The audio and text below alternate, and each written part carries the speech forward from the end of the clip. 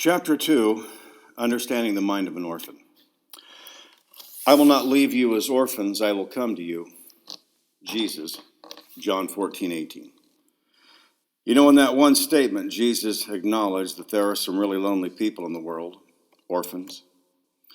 Remember after God pronounced a curse on Cain for killing his brother Abel, he said, "You will be a vagrant, a restless wanderer on the earth." Cain knew that after what he had done, he would never be accepted back into his own family. I guess you could say that Cain was the very first orphan. I want to say here in my opening comments in this chapter that your parents do not have to be deceased for you to be an orphan, because I have known people who had their eyes opened to an abusive cult, a destructive, controlling relationship, and they walked away and never talked to their parents again. And yes, that would qualify as an orphan. Advertisement for the Pony Express. Wanted young, skinny, wiry fellows not over 18. Must be expert riders, willing to risk death daily, orphans preferred. Wages $25 a week. That had to hurt, didn't it? I want to tell you where I got my inspiration for this chapter. It was a guy named Dr. Pierre, who was a French psychologist who wrote a periodical back in 1978 called Orphans Lead the World.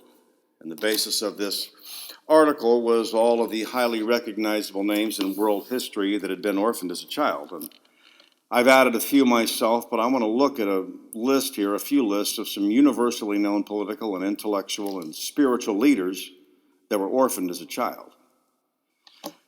Political and military leaders: Sargon, Alexander the Great, Julius Caesar, George Washington, Napoleon Bonaparte, Queen Victoria, Adolf Hitler, Lenin, Stalin, 15 British prime ministers, Thomas Jefferson, Abraham Lincoln, Billy the Kid, Eva Peron, Fidel Castro, Herbert Hoover, Bill Clinton, Barack Obama. 12 of the Caesars, 10 of the 12 Caesars lost a parent at an early age. Bonnie Parker of Bonnie and Clyde, her father died when she was 4 years old. Religious and spiritual leaders: Moses was an orphan in a wicker basket. Buddha was an orphan. Confucius, Gandhi, Muhammad's dad died before he was born. Evangelist Gypsy Smith, D.L. Moody, Billy Sunday, and Malcolm X were all orphans. Philosophers and statesmen: Aristotle, Jean-Paul Sartre, Jean Rousseau, René Descartes, Blaise Pascal, Nietzsche, Dante, Edgar Allan Poe, Mark Twain, Isaac Newton, Charles Darwin, Nelson Mandela, Leroy Tolstoy, the author of War and Peace, all orphans.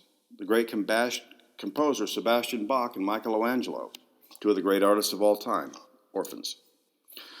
Modern day examples: Steve Jobs, Marilyn Monroe, Carol Burnett, John Lennon, Ingrid Bergman, Coco Chanel, Ella Fitzgerald, Louis Armstrong, Babe Ruth, Faith Hill. Jimmy Hoffa's dad died at age 7. On the one hand, this is all hard to believe, and on the other hand, it makes total sense. And just as a point of clarification here, not all these people were complete orphans, but all of them lost at least one parent at an early age. Abraham Lincoln was 9 when his mother died, and the average person on this list lost one or both of their parents by the age of 13. And 13 is a very critical age to lose a parent, especially for a boy to lose his dad or a girl to lose her mom. I remember we had a discussion in Bible college one time: was Jesus an orphan? And the reason that discussion came up was because the Bible does not directly identify him as an orphan. But the last time we hear of Joseph in the Gospels is when Jesus was 12 years old, and we hear Mary make the statement, "Your father and I have been anxiously searching for you," in Luke chapter 2. And that is the last reference we have of Jesus' father. We never hear of him. He's never mentioned after age 12 in the Gospels anywhere. The Bible doesn't indicate what happened, but my guess was at that point he was probably out of the picture. So what is it about the mind of an orphan that when a man loses the covering of a father, they either go looking to conquer the world or they go out and start their own religion and try to make sense out of the world? Well, a wise man was quoted as saying one time, "Those who are foolish set out to conquer the world, and those who are wise set out to conquer themselves." And I wonder how history might have been rewritten if these men would have conquered themselves instead of trying to conquer the world. Remember, it was the Apostle Paul who said, "dismayed but not destroyed." I think we've all felt that, haven't we? You know, one of those seasons in life where pain makes more sense than laughter and sorrow makes more sense than joy and questions seem to be more satisfying than answers. So do I start my own religion or do I conquer the world? Both seem a bit daunting, don't they? Would one really satisfy more than the other? And why do so many people who finally get there in life eventually become unhinged at the end? Well, welcome to life. I guess we're all orphans in spirit, aren't we? Well, we are all searching for something to fill that void that cries out, Abba, Father, translated Daddy. I think Paul himself might have been wrestling with some of these same fears when he said, the Spirit that you received brought about your adoption to sonship, and by him we cry, Abba, Father. You see, the reason you picked up this book is because you still have some unresolved issues in your heart. We all do. And admit it, you're scared at times, and you're a bit lonely at times, and one of the universal struggles of being human is who am I, why am I here, and where do I fit in? And a mom and a dad answer a lot of those questions, but the absence of a parent inflames a lot of those questions.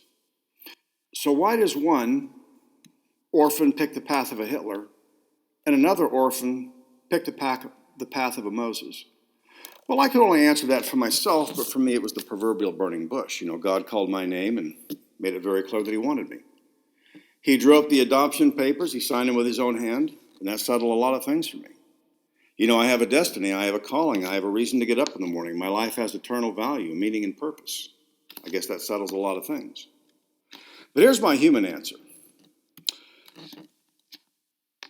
Number one, because orphans were rejected by a parent or parents, I think they feel rejected by the world. And if that rejection does not get resolved on the inside of them, I think that's how you raise a mass murderer, a thug. You know, the whole world is against me, so I'm against the whole world. Number two, orphans were never given a clear sense of spiritual direction from their God-ordained covering, i.e. a father or a mother. So when people believe in nothing, they believe in anything, right? So they try to answer the question of human depravity all on their own, what makes a person good or bad, and that is how you raise an Eastern mystic or a philosopher, a skeptic, or someone that goes out and starts a religion that centers on their own personal needs instead of the needs of the world around them. Number three, I think orphans instinctively know they have to fight for themselves because no one is going to stand up for them, so they learn to draw first blood. Anyone who's perceived as a threat is bullied into submission, and that's how you raise an angry warlord. And these people grow up being dumped on and exploited, so they position themselves to never be bullied again. Number four, orphans have something to prove to the world because the presence of a father affirms a child in his unique identity. It's okay to be you. But when a man has to prove his sense of value to the world, he usually oversteps his boundaries and he becomes unapproachable, and that's again how you raise a ruthless dictator. These are the men that grow up to be these wannabe politicians that kind of step on everyone as they're trying to climb the ladder that they're trying to get to the top of. As a matter of fact, one of Dr. Pierre's conclusions was that political power was a form of compensation for what they'd lost in the absence of a parent. Number five, orphans have to create their own legacy in life because they get none from their own family. One of the greatest fears in life is to die and be forgotten. You know, the thief on the cross, Lord, remember me. That's how you raise a world-class entrepreneur. I want to leave my mark in history. And so Jesus settled one of the greatest fears of all time when he gave us this promise, I will not leave you as orphans, but I will come to you. You will always have a father in me, and your name is written in the Lamb's book of life. You see, I think orphans, too, are willing to try risky things because they have nothing to lose. I mean, it's not like they're going to get razzed at the next family reunion if something goes wrong. If something fails, they just pull up their tent stakes and move on. Number seven, orphans feel like they have a justifiable reason to be mad at God. If you're really a loving, all-powerful God, then why did my mom or my dad die at such a young age? And that's a complex question that we will deal with later in the book. But according to the International Census Bureau, there are 146 million orphans in the world, and that's enough to start a small army. I say I hope they never get angry and mobilize. But you know, being an orphan can mess with your head in the literal sense of the word. I remember watching a documentary one time about a family that had adopted about a 10-year-old girl from somewhere overseas, and she had spent the first 8 years of her life in an orphanage, and Was never loved on by anybody, was never, touched or coddled. She was just taken care of like an animal in a barn. And when you looked into her eyes, all you saw was a hollow stare. Jesus nailed it when he said the eye is the lamp of the body. And her lamp was out. They even did an MRI, and there was a dark hole in the part of your brain that makes you feel, the part of your brain that makes you human. And she even grabbed her 3-year-old brother one time and tried to throw him off a deck in the back of the house. And it was a grueling decision, but they eventually had to send her back to the orphanage. Medical science has known for a long time that if a child is not held, coddled, talked to, skin on skin, the child grows up to have a hard time processing feelings. They're just cold to the world. As a matter of fact, a 1990 study by the Charles Kettering Foundation found that children from low-income, two-parent families actually performed better in school than children from high-income, single-parent homes. James 1:27, this is pure and undefiled religion, that you look after orphans and widows in their distress. The absence of a godly father produces some pretty bad fruit in the life of a man. One of my favorite stories, I remember James Dobson telling a story one time about a Catholic nun that was involved in prison ministry. And as the month of May was approaching, an inmate asked her for a Mother's Day card, and she said sure, and she came back the next week and handed this inmate this card. Well, as you might imagine, it set off a chain reaction. And she finally had an aha moment, and she called Hallmark, and they said, oh, we'd love to help you. And they sent a box of 500 Mother's Day cards to this woman. She stood up at the next meeting, made the announcement that I've got these Mother's Day cards, and within about 10 minutes, all those Mother's Day cards were gone. Well, exactly a month later, with Father's Day fast approaching and just assuming what was coming next, she called Hallmark again, and they said, yeah, we remember you, and they sent her a box of Father's Day cards. Well, she stood up the first week, and she announced that she had this box of Father's Day cards, and as she walked out of there that night, she said to herself, well, maybe I didn't say it loud enough. So she stood up the second week and announced the same thing in the third week. And to make a long story short, Father's Day came and Father's Day went. And to this day, that Catholic nun still has all 500 of those Father's Day cards. I think it would be safe to say that too many men love their mom and feel very abandoned by their dad. And I think that story speaks volumes about a dad's presence and how he molds, society from the inside out. And there is no preacher, there is no Sunday school teacher, there is no male role model that can have a greater effect on how your kids grow up than the presence of a godly father. I remember hearing a story one time about a guy that was a former linebacker for the Chicago Bears. And his name was Mike. He was a motivational speaker and an ordained minister, and he'd been involved in prison ministry for over 20 years. And everywhere he went, he would ask his audience, how many of you men have a warm, loving father? And he said to this day, he's never had a hand go up. That has to change. After the shooting at Columbine High School, there was an FBI commissioned study to be done called the FBI Classroom Avenger Profile.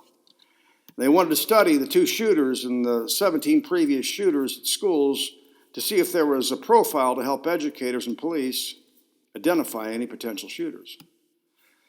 Ironically, they were all white, they were all middle class, and they all had a father that was either absent or distant or not involved in the life of the kid. I want to give you one last thought here. God always has a way of turning a mess into a ministry. I don't know if you've heard the name Milton Hershey. It was the man that gave us the Hershey bar. Well, Milton Hershey's wife could not conceive, and so they adopted 4 orphans. And when Milton Hershey died, he left $60 million to various orphanages, and I quote, today there are 10,000 acres of land near Hershey, Pennsylvania, with more than 185 homes that house 8 to 12 kids apiece. And more homes are being built all the time. There are over 2,000 students living there, orphanages and underprivileged children, and they have their own school, 1st grade through 12th grade, and community. And I once ministered at one of those homes, and 2 small children opened up the meeting by blowing the shofar, victory in Jesus.